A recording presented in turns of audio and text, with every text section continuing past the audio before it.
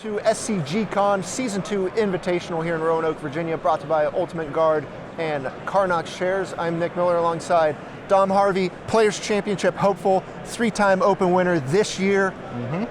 Fan favorite here in the sideboard. Oh, thank you. And there was a little conglomeration going on at the Lotus Box house this week. You teamed up along with the Lotus Box guys.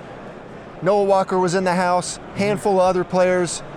All the best minds of the SCG Tour were working on decks for Pioneer all week. It was a real motley crew we had, yeah, and that crew extended to the hundreds of viewers we had on Zan's stream every night as well, who were joining the conversation, as Patrick Sullivan likes to say. Yeah. Getting involved. Yes. And we had a ban on Monday, Veil of Summer, but that really didn't impact a whole lot of people's deck choices, I don't think, in terms of full shift on archetype. But I want to know how y'all ended up on the Golgari Hardened Scales deck, and in particular the build you have, because early events, early challenges, early PTQs had Hardened Scales, but not to how you guys built your deck. Right, so before we started dedicated testing, we just took it for granted that Once Upon a Time would be banned. And it will be banned eventually, possibly on Monday, stay tuned for that maybe. But this card is on borrowed time at the moment. Sure. And we knew while it was legal, it's very unlikely that the best thing to be doing is something other than Once Upon a Time and 4 Llanowar Elves, 4 Elvish Mystic, or Once Upon a Time tying the room together in some deck like this. Right. So I had said on day one of the format, it seems like Hardened Scales is a good default deck, a good place to get started, because you have these amazing nut draws who can just overpower anything. You have a lot of late game power because you have Planeswalkers and Ballistas and these Mana Sinks, and you can go toe to toe with what the other decks are doing. And then you also get to play Fatal Push and Thoughtseize, which are these amazing cover-alls, basically. You know, coming into this format, we didn't know if some other team broke it or if someone's going to turn up with something we didn't expect, but you can guarantee that at least one of Thoughtseize and Fatal Push is probably going to be good against that deck. Right. So you're in this color combination that has the best broad interaction, the best threats, Once Upon a Time, which you just have to be playing, and then also great mana, which is something that can't go understated here, because we tried a lot of green-white and green-red decks, and you do not want to be playing Game Trail or Fortified Village, let me tell you. And those are basically the best options available, and they kind of clash with each other, because the more villages or fortified villages and sun petal groves you put in your deck, the fewer basics you have to turn them on. So that all collides with each other, and it's a little bit of a mess. Whereas in the enemy colors, like black green, you get the Shockland, of course, but then you get the Kaladesh Fastland, so Blooming Marsh in this case, and also the Pain lands from Apocalypse, multiple sets. Yeah, and particularly Magic Origins, which is relevant here. Right, so that's talking point number one. Yes. This color pair actually gets to play good mana. Yes. And I had seen y'all playing green-red decks of different varieties, and the game trail issue was a thing that was coming up in games. So you get to iron out the mana. Second point here, we get to talk about the power level of the deck. So Hardened Scales, quickly go over the synergies, because we have Winding Constrictor, Rishkar, and all the payoffs as well. Yeah, so Hardened Scales and Winding Constrictor effectively have the same text in this deck. It's if you would put a +1/+1 counter on a card, you get to put another one instead.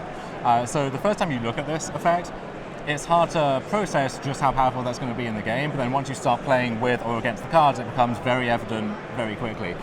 So one good example would be Walking Ballista, which is just a 4 staple in every shell like this. Very good at shooting down Llanowar Elves and Elvish Mystic, among many other things. So you can go, for example, turn 1 Scales, turn 2 Ballista for 2, shoot that elf, and now you have a Ballista in play that's threatening to hit something else. Later on in the game, you can pay 4, put some counters on it, and that's the flaw. That's a very basic example. You can also do things like, in this deck, turn 1 Elf, turn 2 Winding Constrictor, turn 3 Ballista for 2, becomes a Ballista for 3, shoot down 2 things, and if you ever have an effect that puts counters on this, like Nissa Voices Zendikar, Vivian, Rishkar, then you just mow down everything. Your board is cluttered, and their board is definitely not cluttered. You can do things like with Voracious Hydra. Let's say you have a Scales effect, you pay 3 mana, you make a Hydra for 1, which doesn't sound that impressive. So that 1 becomes 2, and then if you double it, that goes to 4, which then, because of this effect, becomes 5.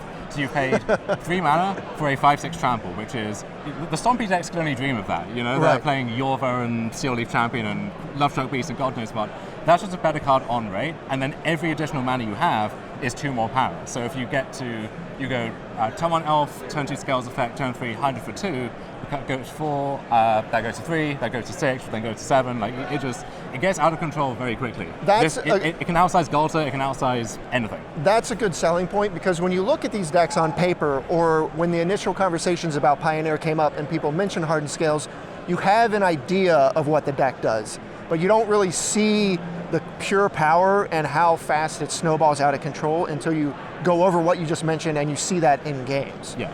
One question I have is, this deck is very similar to the Devotion deck in terms of you're a Once Upon a Time 8 Llanowar Elf / Elvis Mystic, Walking Ballista Vivian payoff deck, Voracious Hydra payoff deck. Yes. Now, how do you decide this is what you want to be doing over that, and the key differences? So Devotion was actually the starting point for this deck. Todd had been crushing the online PGQs with Mono Green Devotion, and in his most recent iteration, he seemed very happy with everything except the backup 2-drop. It felt like there was no real good option. He has some scavenging uses, which sometimes are good, but it's a little underwhelming, doesn't really help your plan. So my thought was, what if you splash for Constrictor? Because the mana's still great, and you already have Vivians and Hydras and Ballistas in the deck, so it just goes off with any one of those. So we tried a list that was Devotion with 8 Scales effects, and we were just doing some truly absurd things. And it turned out that while the ceiling on that was much higher, maybe the floor was lower, and this shell is powerful enough that you just want to keep it as consistent as possible, because if your deck is doing its thing, it's probably better than their thing, and you just want to be doing that thing in the first place.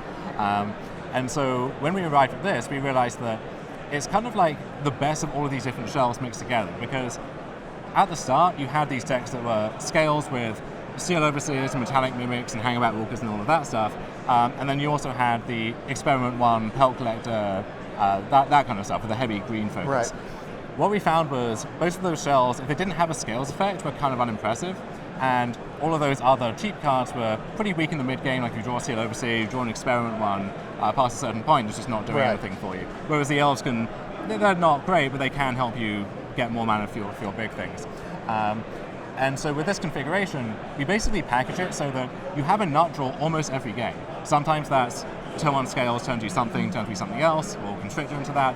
But sometimes it's turn 1 Elf, turn 2 Nissa, turn 3 Vivian, or which no Scales effect in sight, but you're still probably winning that game, right? There are just many different ways to piece that puzzle together. So you're less reliant on any one thing. You know, if you play Devotion, sometimes you have to keep a draw where if they shock your Elvish Mystic, you're not so sure how things are going. With this deck, you can mostly shrug that off.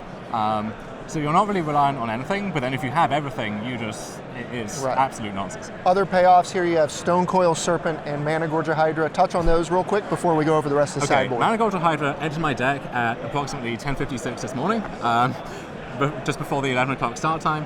Sam Black was saying that he thinks this is the best way to beat the green decks. You play a Hydra, and if you have a Scales effect, it just massively outgrows everything, which makes sense to me. You can find it off Once Upon a Time, so that's... You want to be able to find a big thing and not just an elf or a constrictor sometimes, so it's great for that. And then Stonecoil Serpent, there are a lot of, I won't say lines of text, but there's a lot of text on this card, and it's very easy to miss a lot of it. So my count is 0, but I know other people already in this tournament have had people attack Smuggler's Coppers into this. You get some good stories with this one. Get to eat a lot of multicolored creatures. So this deck basically gums up the ground very quickly, makes it impossible to attack, but sometimes there's a Copter, a Harder Kirin, or something like that going over the top. Serpent with Reach, which I'm not sure why it has Reach, but it is there, and don't miss it. That just brickwalls all of those as well. It has Trample, so if it's big, then it's attacking you for a lot of damage. And then also, a lot of the control decks or the mid-range decks, they rely on multicolor effects to deal with your thing. So you play against Band with Teferi and Oko, this is surprisingly hard to kill. Or against Blue-White with Detention Sphere and Azorius Charm, again, this is Abrupt hard to get Decay, off the board. Assassin's Trophy. Yeah, all of these cards. So it's not always the best card, like in the Green Mirrors, it doesn't always do a lot, but when it's good, it's really good. And I won the first match today just by making a bevy of Serpents, or I don't know what the collective noun is there, and just daring my opponent to deal with them.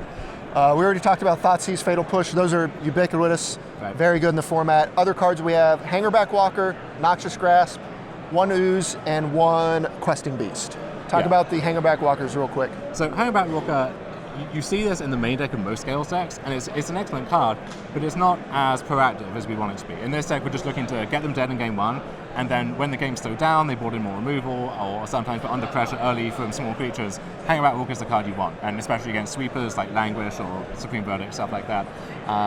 So we keep them in the board, and then when they're good, we board them in. I like that logic. Yeah. And it's possible they're meant to be in the main deck in small numbers just because you can dig with once and so on. But I think this is the best place for Rookers for now. In 75, but not as a focus. Sure. Wrapping up here, you guys had a lot of people working on the format for a good week or so. How do you like this deck? Obviously, the team is playing it, so you're pretty happy with it. On a scale, where would you rate it as, nice. a deck that you are very happy to play? And what are your matchups that you like / are looking to avoid at this tournament? Honestly, I think I would have played this deck regardless. It's my kind of deck. I just love a lot of the things going on. It's very fun to play, very intricate. But I think it is also a very good choice. And we'll have to see if someone did break it or show it as something unexpected. But if the format is mostly other green decks and Soul and small aggro decks, then this is the place you want to be, because this deck just goes over the top of all of those. The green mirrors, often you would rather just be on the play than get to choose your deck. Sure. But, there's not much you can do about that, and this is the best shell to exploit it. One thing I will touch on finally is this deck just uses all of its mana so well. Like, you have 8 1-drops and then a hidden 1-drop in Hardened Scales. You have good 2-drops in case your elf dies. You have Nissa and Vivian, which we barely even touched on, but these cards just go out of control very quickly.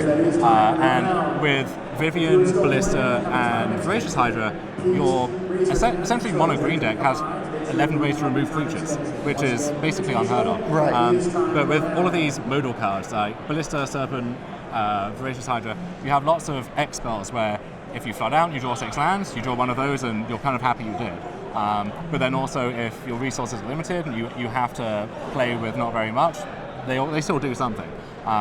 So you don't get the devotion problem of your accelerators die, you have a bunch of Nissas in your hand, big Nissa, or the other Scales problem where you have a bunch of experiment ones and Pelt Collectors and then you're not really doing anything.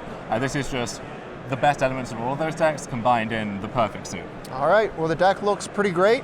Dom, you're pretty well suited for the Players' Championship, but would like a nice finish here just for some extra cushion, a little bit of cash in your pocket maybe. So we're excited to see how this deck works. This is Hardened Scales. Dom, thanks for joining me as usual. Stay tuned to Star City Games all weekend long for the action here in Roanoke.